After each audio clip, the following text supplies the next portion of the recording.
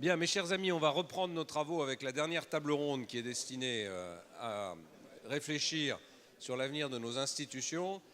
Mais auparavant, je voudrais donner la parole à Luc Châtel, qui assume aujourd'hui avec beaucoup de courage et d'efficacité le poste de secrétaire général de l'UMP et que je suis heureux d'accueillir à l'abbaye de Champagne.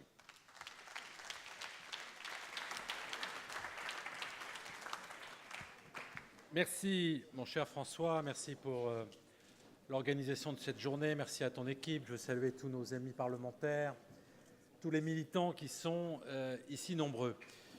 Mes chers amis, je crois que la nomination du nouveau gouvernement ne ferme pas la crise politique que François Hollande a ouverte lui-même.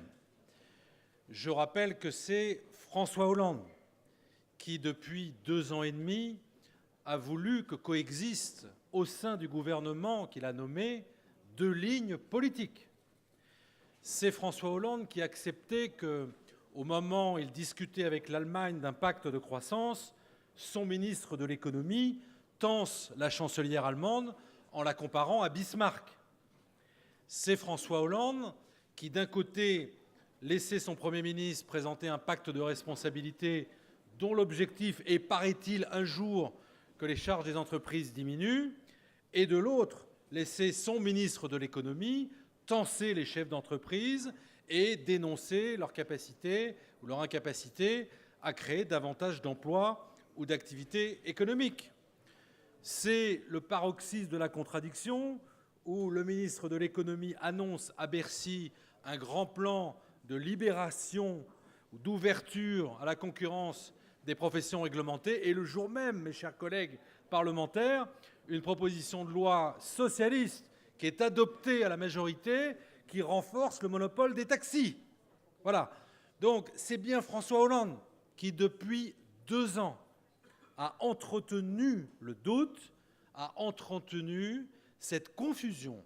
Donc la politique, la crise politique qui est née lundi, elle est bien née de la volonté de François Hollande. Alors, un casting ne résoudra pas ces difficultés. Les 2 sujets qui se posent aujourd'hui, les 2 questions, à mon sens, que nous, l'UMP, force d'opposition, de recours, nous devons poser, c'est quelle politique économique va être menée, avec quelle majorité ? Quelle politique économique ? Parce que François Hollande donne le sentiment de s'être débarrassé de la brebis galeuse et de revenir dans le droit chemin avec une politique économique qui serait à la hauteur des difficultés du pays. Mais enfin, mes chers amis, cette politique économique, elle a échoué. Est-ce qu'aujourd'hui, le président de la République va assumer devant les Français le fait qu'ils vont continuer une politique économique qui mène à 0 de croissance, qui mène à 4% de déficit budgétaire et qui mène à un nombre record de chômeurs? C'est ça la politique aujourd'hui qui est menée par le gouvernement. Donc notre mission à nous, c'est de demander au chef du gouvernement, au Premier ministre, de présenter dans un discours de politique générale ce que seront les orientations de ce gouvernement et de nous dire avec quelle majorité il va gouverner. Nous n'attendons pas une déclaration de politique générale suivie d'une demande de conscience, d'un engagement devant le Parlement à l'automne, au mois d'octobre, au mois de novembre. C'est aujourd'hui que les Français veulent savoir avec qui ce gouvernement va diriger le pays, avec quelle majorité. Donc nous demandons à Manuel Valls d'engager sa responsabilité immédiatement et de demander la confiance au Parlement. Ce sont les institutions de la Ve République. Alors face à cela, face à cette difficulté économique, on sent le gouvernement aux abois. Moi, je suis halluciné de voir l'inertie de notre gouvernement. Songez que face à un taux de chômage record, le président de la République propose un rendez-vous en septembre. Face à la chute vertigineuse de l'investissement, il annonce une conférence à l'automne. Il n'y a pas de réactivité. Il n'y a pas de plan d'urgence, de mobilisation de la part de ce gouvernement. Donc, notre responsabilité à nous, l'UMP, force d'opposition, elle est grande, elle est importante. D'abord, nous ne pouvons pas que nous opposer, nous devrons être force de proposition. Et je veux saluer le travail qui a été mené ici, et François a eu l'occasion de présenter ses propositions en matière économique. Je crois aussi qu'il faudra, le moment venu, un électrochoc en matière économique. Regardons tout simplement les pays qui ont réussi autour de nous. Il n'est pas question d'apporter des recettes miracles venues d'une autre planète. Il est question de proposer des solutions qui permettront cette année à l'Allemagne de faire 1,7 de croissance, 5% de chômeurs, l'équilibre budgétaire. Des solutions qui permettront cette année à la Grande-Bretagne d'atteindre 3% de croissance. Des solutions qui permettent aux États-Unis d'atteindre 2% de croissance cette année. C'est cela que nous voulons proposer. Une baisse de la dépense publique, ça a été évoqué tout à l'heure. Une baisse des charges des entreprises, mais pas un jour, peut-être de manière différée, dans un pacte, par un crédit d'impôt, tout de suite, par un électrochoc de compétitivité. C'est cela dont notre pays a besoin aujourd'hui. Une baisse des impôts, naturellement, parce que ce gouvernement a asphyxié l'économie française. Et tout à l'heure, Agnès Molinier le disait très justement, il a tiré cette cartouche, alors qu'aujourd'hui, il n'y a plus de rendement. Gilles Carrez me disait ces jours-ci que nous allons perdre encore cette année de l'ordre de 3 à 5 milliards de rentrées fiscales à cause de l'asphyxie de l'économie et de l'adage bien connu, trop d'impôts tue l'impôt. Nous devons aussi aller dans un sens de relance de l'investissement. Aujourd'hui, les investisseurs tournent le dos à la France. Donc nous attendons de la part du gouvernement un plan d'urgence en la matière.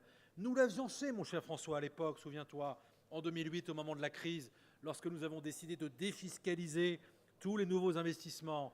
Il faudrait ramener le niveau de prélèvement sur les plus-values des entreprises dans la moyenne européenne, c'est-à-dire la faire baisser de 60 à 30%.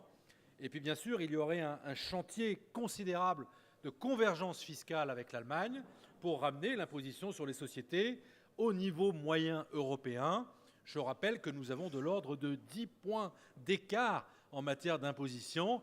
Quand on explique qu'il y a 10 points d'écart de compétitivité entre les entreprises françaises et les entreprises européennes, eh bien, on sait quelle est la voie qui doit être empruntée. Voilà, donc, c'est important que l'UMP, bien sûr, incarne l'opposition résolue à ce gouvernement. Mais c'est aussi important qu'elle incarne l'alternance, qu'elle soit capable, aux yeux des Français, de leur redonner l'espoir. Nous ne pouvons pas renvoyer dos à dos le Parti socialiste et le Front national. Nous devons retrouver notre place sur l'échiquier politique. C'est une question qui n'est pas la question de l'UMP, c'est la question du pays. C'est la question de l'avenir du pays qui est en jeu. Donc, notre responsabilité est immense. Et c'est dans cet état d'esprit que François Fillon, Alain Juppé et Jean-Pierre Raffarin ont accepté l'intérim à la tête de notre mouvement. Ils m'ont donc demandé d'assumer pendant 150 jours la mission de secrétaire général et nous avons voulu très vite envoyer des signaux. D'abord des signaux face aux écueils qui nous guettaient. J'évoquais à l'instant l'écueil politique, l'écueil judiciaire naturellement, où l'UMP s'est constituée partie civile après avoir déposé plainte, parce que dans cette triste et ténébreuse affaire Big Malion, l'UMP est la victime. Et ses adhérents, ses élus sont des victimes, donc nous devions engager des procédures judiciaires. Et puis écueil financier, nous avions décidé, nous avons fait toute la transparence sur les finances de notre mouvement. Aucun parti politique n'avait jamais lancé un audit extérieur qu'il a publié intégralement. Nous l'avons fait. Vous connaissez maintenant l'état des finances de notre parti. Tout est sur la table.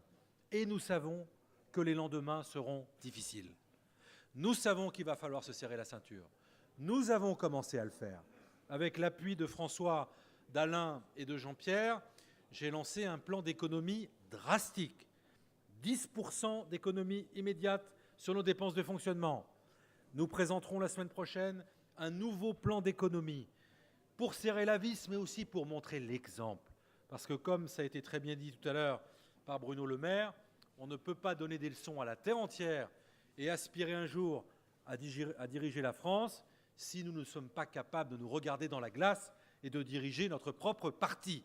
Donc nous avons une exigence en matière de rigueur budgétaire et de transparence qui s'impose aujourd'hui à nous.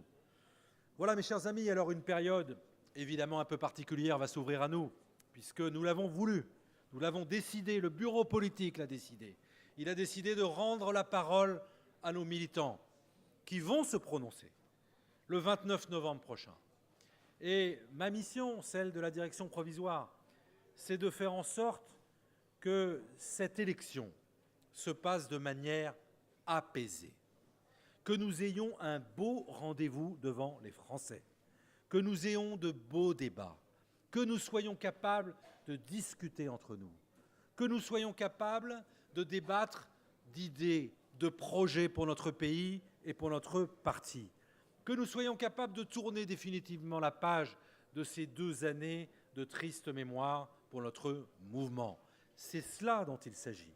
Et dans cette période, oui, c'est vrai, le secrétaire général a besoin de toutes les forces du parti. Il a besoin que vous vous mobilisiez pour, d'abord, il y ait une participation massive au vote du 29 novembre. Il a besoin de vous pour faire de cette élection un exemple en matière de transparence, un exemple en matière de grands débats politiques, et qu'à la fin, l'élection du nouveau président soit incontestable.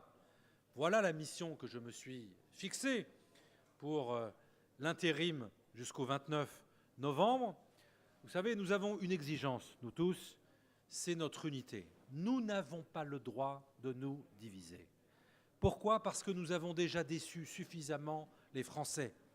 Si nous voulons regagner de la crédibilité, non seulement nous devrons être capables de répondre à leurs aspirations, à leurs problèmes, à leurs difficultés, mais nous devrons être capables de leur montrer qu'au-delà de nos différences, au-delà de nos sensibilités qui constituent une richesse, eh bien nous sommes capables de travailler ensemble, de considérer que l'essentiel nous rassemble et que notre devoir, si nous voulons demain diriger notre pays, c'est de nous rassembler pour qu'après le 29 novembre puisse s'ouvrir une nouvelle page pour notre famille politique. Merci à vous.